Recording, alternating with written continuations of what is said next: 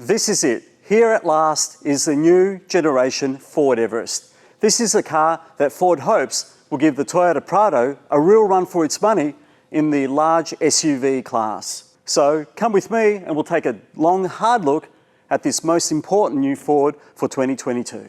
But first, please keep in mind that this video will be split into chapters with the timeline listed here.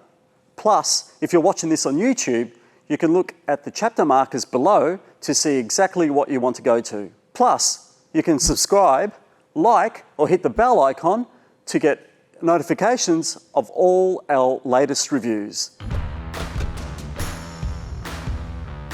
If there's one thing that Ford has made crystal clear, is that the new Everest is marching upmarket. Which is why, when sales start later on this year, it will usher in an all-new 3-litre V6 turbo diesel, just like the one also found in higher spec versions of the redesigned Ranger pickup. Right now, it's only been confirmed for the new Platinum flagship, which replaces the Titanium in the Everest hierarchy. Ford isn't talking pricing yet, but the Platinum has its sights set on the popular Toyota Prado Kakadu from around $88,000 before on-road costs. To help justify that, the Platinum includes matrix LED adaptive headlights, heated and vented front seats with power adjustment and memory settings, heated second row seating, a heated steering wheel, quilted leather inserts, a panoramic glass roof, zone lighting, and an automatic parking system which takes care of acceleration and braking as well as steering. You can spot the Platinum by its extensive use of chrome in its uniquely styled grille and body side trim, the standoff roof rails, and 21-inch polished alloys. But if you're on the budget, don't worry. Ford will still sell you the base Everest Ambiente, mid-range Trend and Racy Sport versions in 2-wheel drive or 4-wheel drive formats. And prices should stay close to the outgoing model, which at the time of this video stretch from a bit over $50,000 to around $75,000, both before on-road costs. Again, Ford has yet to reveal any pricing or specification details about the coming Everest, but you can bet your bottom dollar CarsGuide will bring you all the information you need the moment it drops, so stay tuned.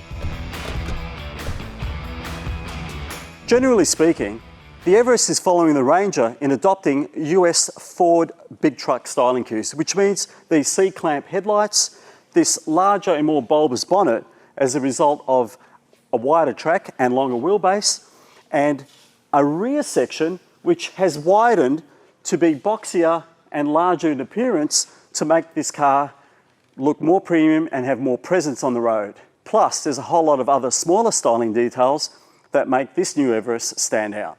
The Platinum comes standard with matrix LED headlights, which provide exceptionally broad nighttime illumination. They're in stark contrast to the lower grade versions that stick with halogen lighting that's straight out of the 1960s.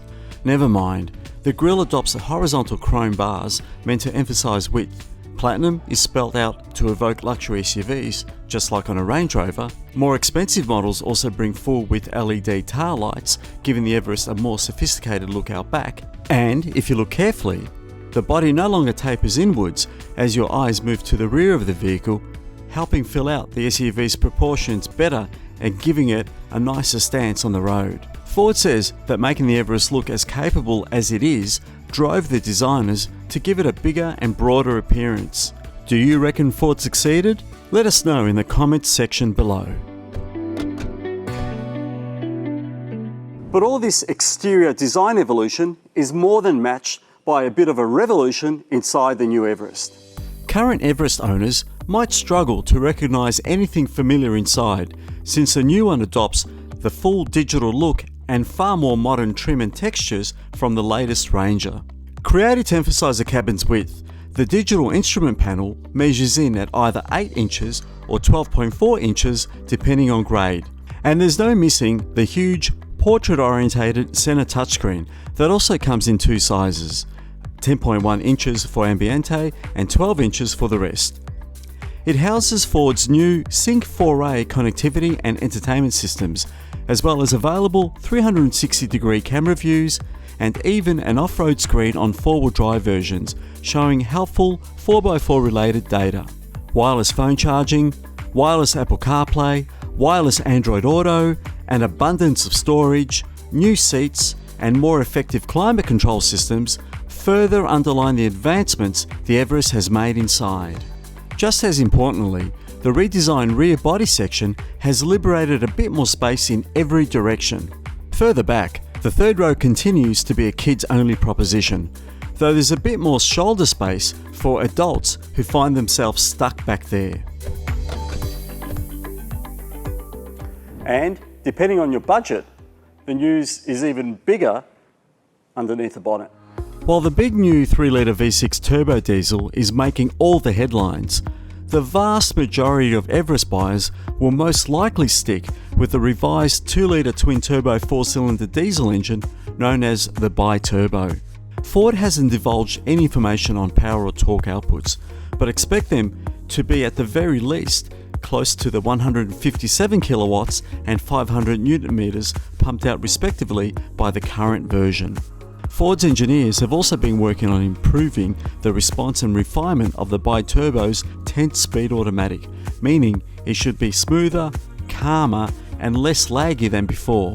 And as for that long-awaited 3-litre V6 turbo diesel, that's still top secret at the time of making this video.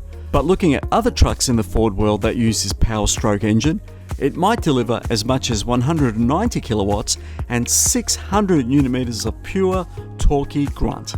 And for all you Blue Oval fans out there, this V6 diesel is related to the one that powered the dear old Ford Territory, the only SUV in history that's actually more Aussie than the Everest. Remember when this country used to make cars? Those were the days.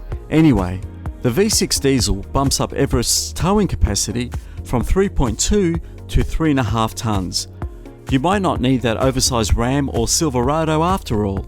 Finally, the outgoing Everest remained at the top of its game in terms of steering response, handling agility and ride comfort, even against newer competitors. With the all-new electric power steering system and redesigned suspension layout necessitated by the track and wheelbase stretches, we're confident the Ford SUV will continue to set the pace on as well as off the beaten track. The Everest is some months away from your local Ford dealership, so we don't have any fuel consumption or carbon dioxide emissions information to give you today. What we can tell you though is that the 2-litre twin-turbo models should match the current version's 6.9 litres per 100 kilometres combined average figure. And as for the 3-litre V6 turbo diesel, well, in the F-150 truck stateside, it can manage 7.8 litres per 100 kilometres, so that's not too bad at all. But don't worry, stay tuned because we'll bring you all the information and more as soon as it becomes available. Since Everest, like the new Gen Ranger, isn't even out yet, there's no ANCAP crash test rating, but expect a 5-star result like the current series managed when it was tested all the way back in 2015. And at risk of sounding like a broken down record, Ford hasn't yet provided us with detailed information on what safety systems the Everest will offer. But we hear that a suite of advanced driver assist technologies that factors in off-roading and towing scenarios will debut, including special blind spot and cross-traffic alerts. Plus, full outboard occupant airbag coverage carries over to the latest model, so don't be surprised if the Everest leads its class in safety as well. Let's face it, the old Everest was starting to look a bit old, but this new one addresses that, gives it a much more modern interior, and, if you've got the money, a great V6 powertrain option. As we still haven't driven the new Everest, don't forget to look out for our review coming soon. And don't forget to like, subscribe, and hit the bell icon if you're watching this on YouTube, or you can read my full review at carsguide.com.au. Thanks for watching.